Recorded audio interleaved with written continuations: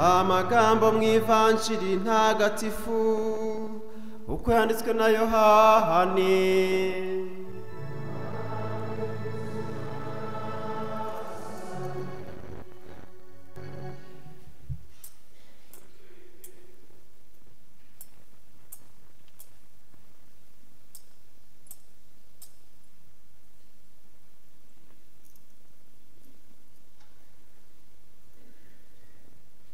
Yesu yari yarabwiye abayahudi ati ndi umushumba mwiza, nuko yongera kubabwira ati ntama zanjye zumva ijwi ryanjye, ndazizi nazo zikankurikira, nziha ubugingo bw'iteka kandi ntiziteze gupfa bibaho, byongeye kandi nta n'uzazinkura mu kiganza. Data wazimpaye aruta byose, kandi ntawagira icyo ashikuza mu kiganza cya Data. Jyewe na Data turi umwe. Iyo ni ivanjiri ntagatifu.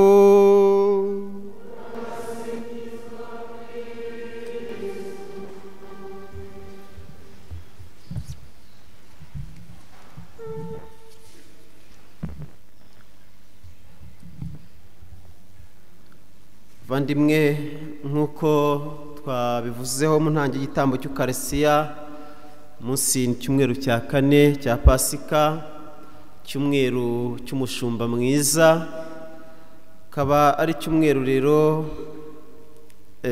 cyahariwe gusabira umuhamagaro muri Kiliziya.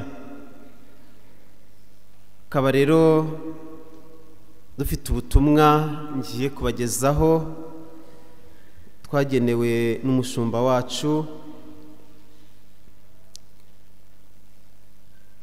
Ubutumwa Papa Francisco yageneye umunsi mpuzamahanga wo gusabira abahamagarirwa ubutumwa muri Kiliziya ku nshuro ya 62.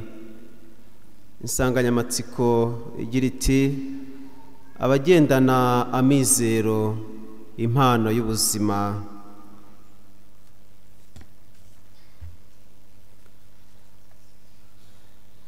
Abagendana amizero, impano y'ubuzima.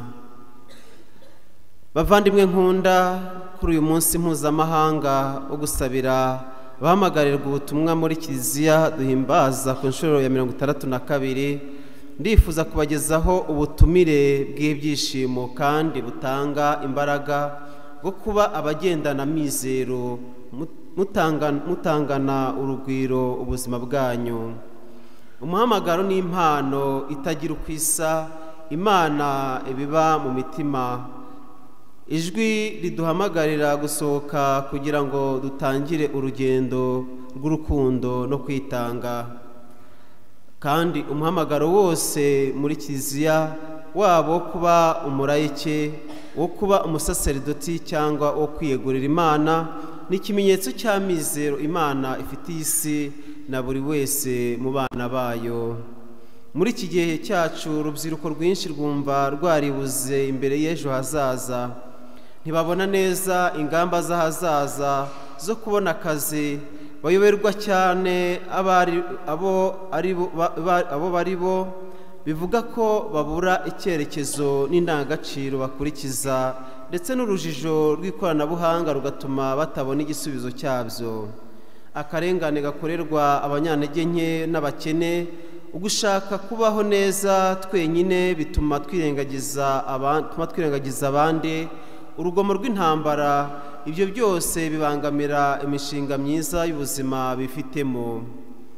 Ariko Nyagasani uzi neza umutima wa muntu ntabatererana mu bibahungabanya, ahubwo ashaka kubyutsa muri buri wese kumva ko akunzwe, ahamagawe kandi atumwe kuba umuntu ugendana amizero.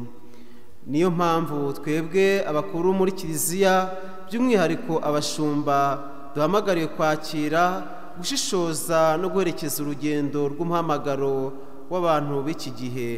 Namwe rubyiruko muhamagariwe kubiharanira ubwanyu, cyangwa kwiyumvamo kuba afatanya na Roho Mutagatifu ubyutsa muri mwe icyifuzo cyo guhindura ubuzima impano y'urukundo.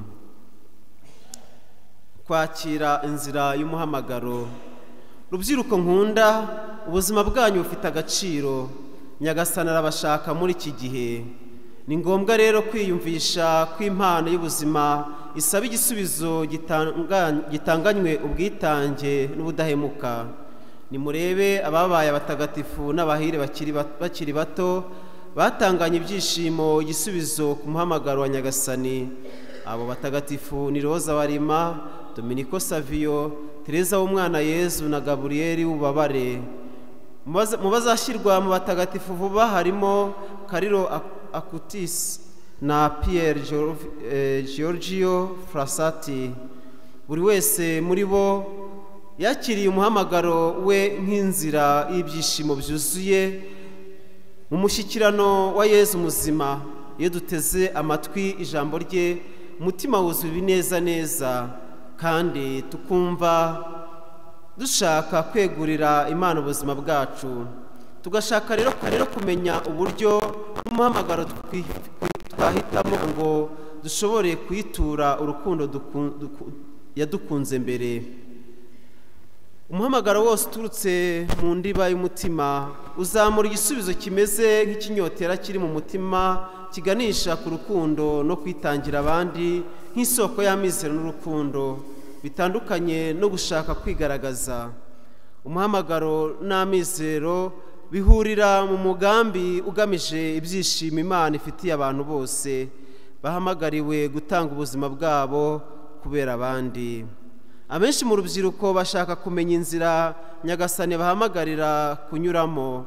Akenshi bagatangarira umuhamagaro uganisha ku busaserdoti cyangwa ku kwiyegurira Imana. Abandi bavumbura ubwiza bw'umuhamagaro wo gushyingirwa no kubaka umuryango hamwe no kwitangira inyungu rusange, kimwe no guhamya ukwemera mu bo tubana no mu nshuti zacu. Umuhamagaro wose uvoma imbaraga mu mizero agaragazwa no kwizera ineza y'Imana. Mu by'ukuri ku mukristu kwizera birenze uko umuntu abona ibintu byose bizagenda neza, ahubwo ni ukuri gushinze imizi mu kwemera dufitiye Imana iri mu mateka ya buri wese. Umuhamagaro ukura binyuze mu bwitange bwa buri munsi bwo kuba indahemuka ku ivanjiri, mu isengesho no gushishoza no kwitangira abandi. Rubyiruko nkunda, amizero ari mu Mana ntatamaza. Imana iyobora buri ntambwe y'abayizera. Isi ikeneye urubyiruko rugendana amizero, rufite ishyaka mu kwegurira Kristo ubuzima bwabo, rwuzuye ibyishimo by'uko ari abigishwa bogeza ubutumwa bwe. Gushishoza inzira y'umuhamagaro. Kumenya umuhamagaro w'umuntu binyura mu nzira yo gushishoza. Iyo nzira umuntu ntayikora wenyine, ahubwo ikorerwa mu ikoraniro ry'abakristo, kandi naryo rikabigiramo uruhare.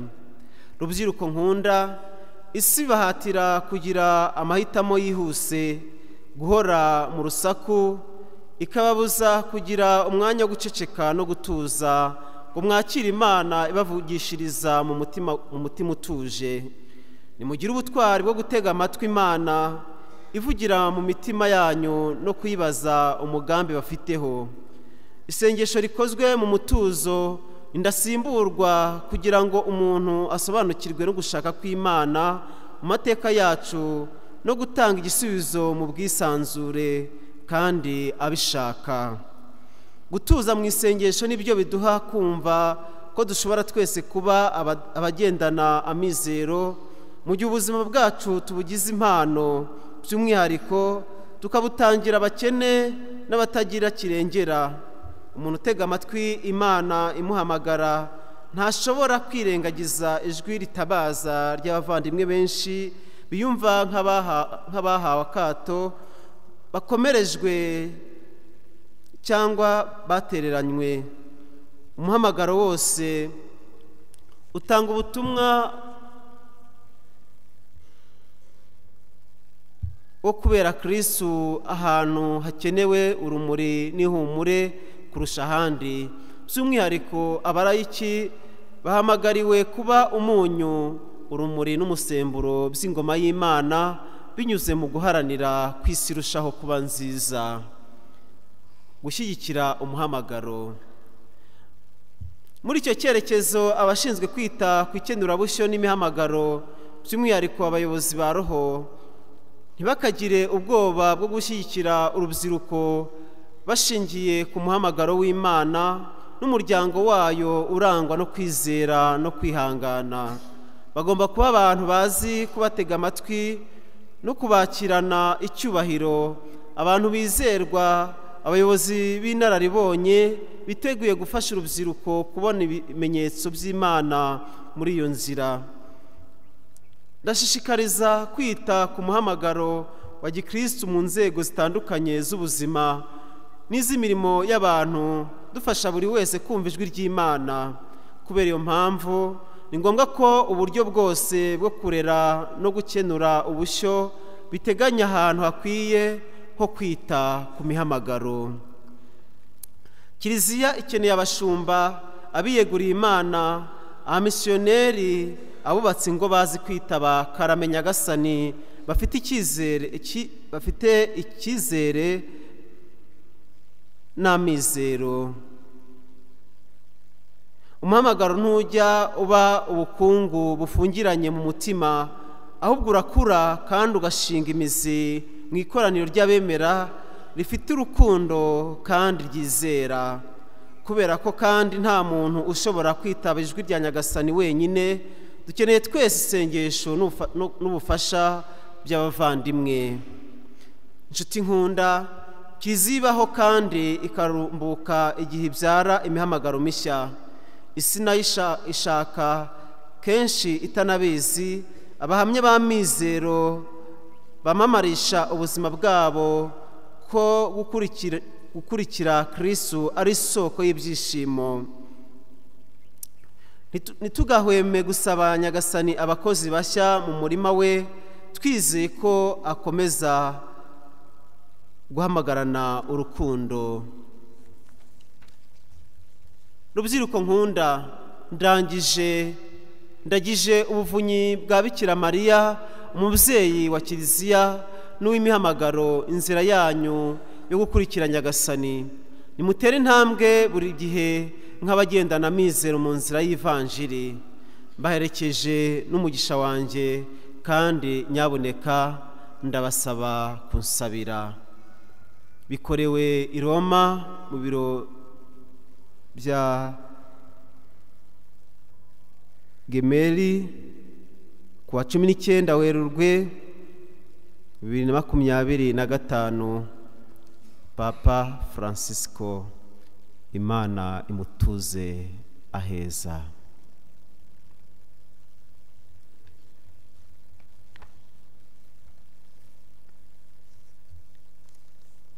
Mwumvise rero ko